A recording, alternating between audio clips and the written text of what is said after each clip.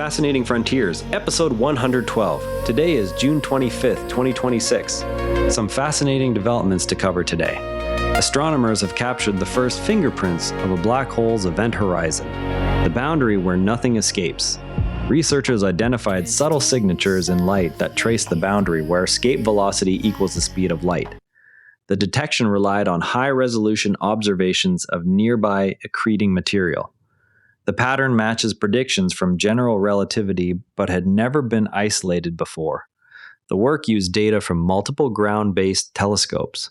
Follow-up campaigns will search for the same signatures in other systems.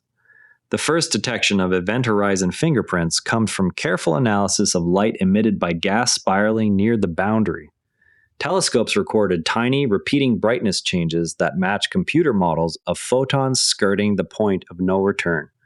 Because the signal is so faint, the team combined data from several observatories to pull it above the noise.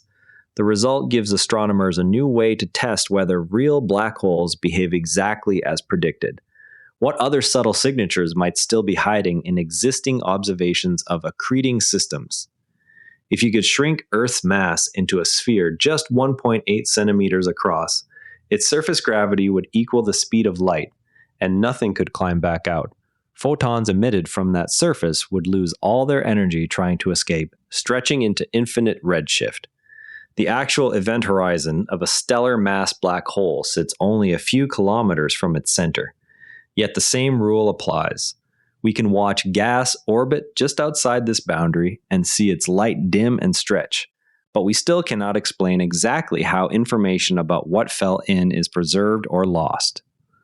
On a different note, an analysis shows the cancelled exploration upper stage and gateway elements were years behind schedule. Remember, the show covered Artemis on June 24th. Today's development clarifies why the agency shifted resources away from those elements. The Inspector General report details how NASA had already spent heavily on a simple Orion stage adapter before termination. The move frees budget for other lunar landing hardware still in development. Watch for the next Inspector General update on remaining Artemis program milestones. Next up, the Euclid mission released its widest and sharpest view yet of the galactic center in visible wavelengths. The image covers a crowded field packed with stars and dust that ground telescopes struggle to resolve. Euclid's wide-field camera captured the data during routine survey operations. Scientists will use the mosaic to map stellar populations and dust lanes across the inner galaxy. Future data releases will add near-infrared layers to the same region. A new analysis argues Canada can expand its role through targeted investments in robotics and Earth observation. The report highlights existing strengths in satellite technology and astronaut contributions. It recommends closer coordination between government, universities, and industry.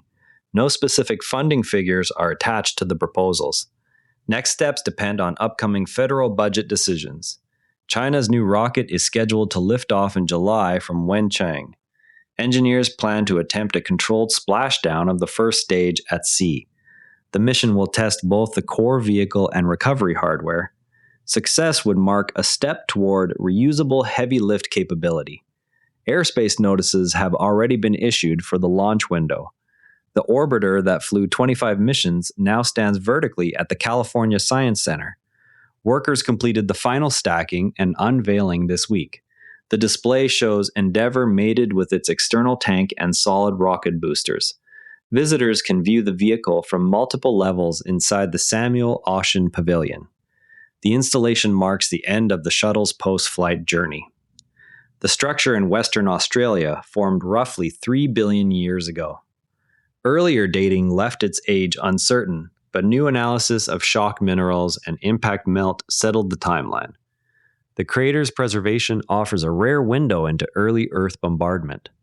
Researchers compared it with younger, better studied sites to confirm the ancient date. Additional fieldwork will search for similar old structures elsewhere. The planets are Jupiter-sized, yet have densities comparable to cotton candy.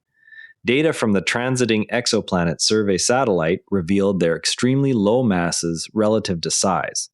Follow-up observations refined the radius and mass measurements.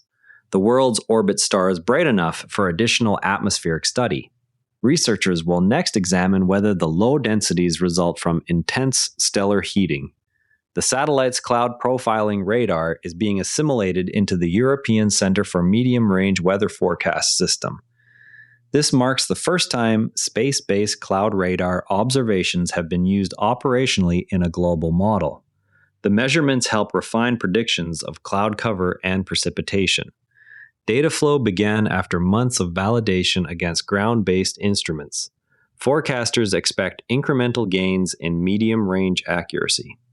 The two-tone moon reaches 1.9 arc minutes due north of Saturn on June 25th. Iapetus is currently midway between its eastern and western elongations. Observers with small telescopes can watch the slow westward drift over coming weeks. The moon's unusual brightness contrast makes it easy to track against the planet's glare. The geometry repeats every 79 days. A team from the United States and Chile found chemical traces left by the engulfed world. The star already hosts a brown dwarf companion that may have perturbed the planet's orbit. Spectra reveal unusual lithium and refractory element ratios consistent with planetary material. The event likely occurred within the past few million years. Additional radial velocity measurements will check for any remaining planets. A Korean team identified a pair locked in an orbit too rapid for current theory. One star appears to be stripping material from its companion at an unexpected rate. The system was caught during a slow, violent mass transfer phase.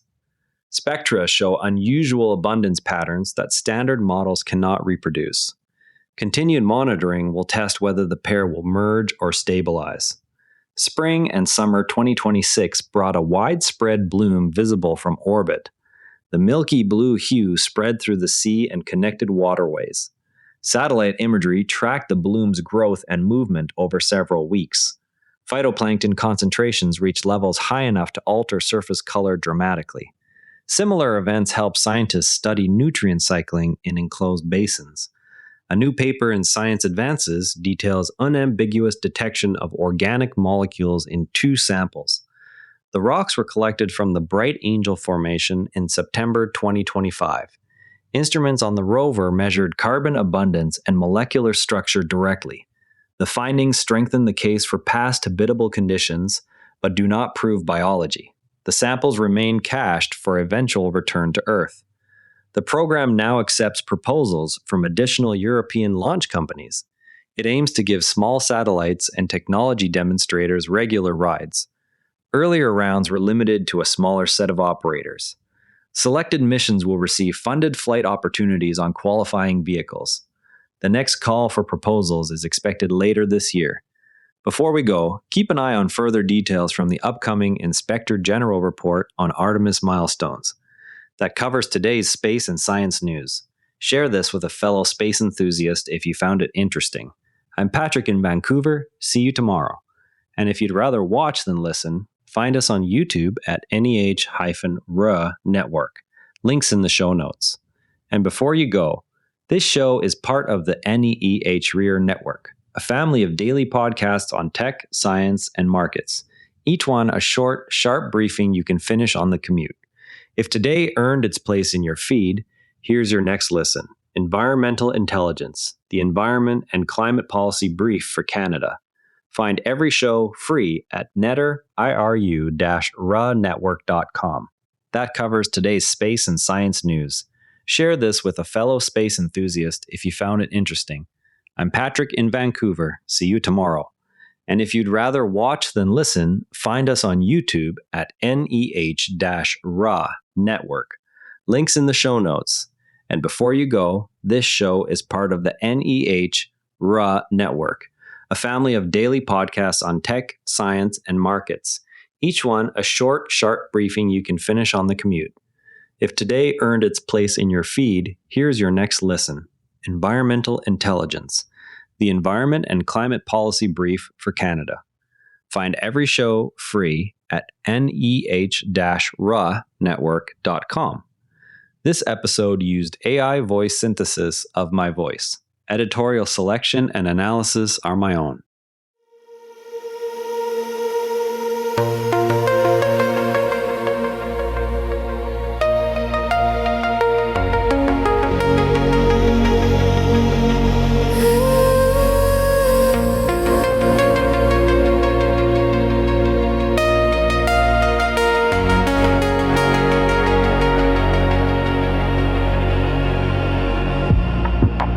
drifting softly